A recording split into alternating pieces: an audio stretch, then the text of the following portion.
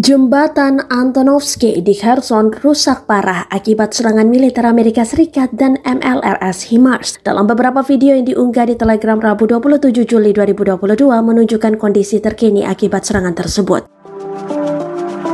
Terlihat jembatan Antonovsky sudah berlubang dan tak bisa diseberangi. Penyangga dan semua benteng utuh, kondisi jalan tidak diketahui.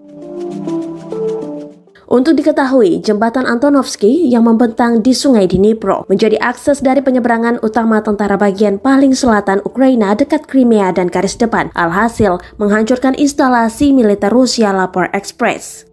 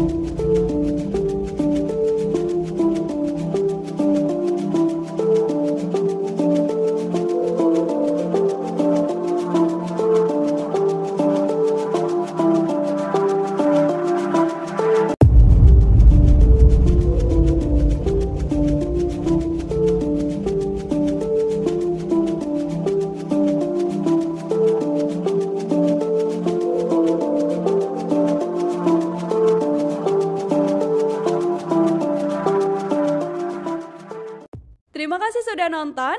Jangan lupa like, subscribe, dan share ya.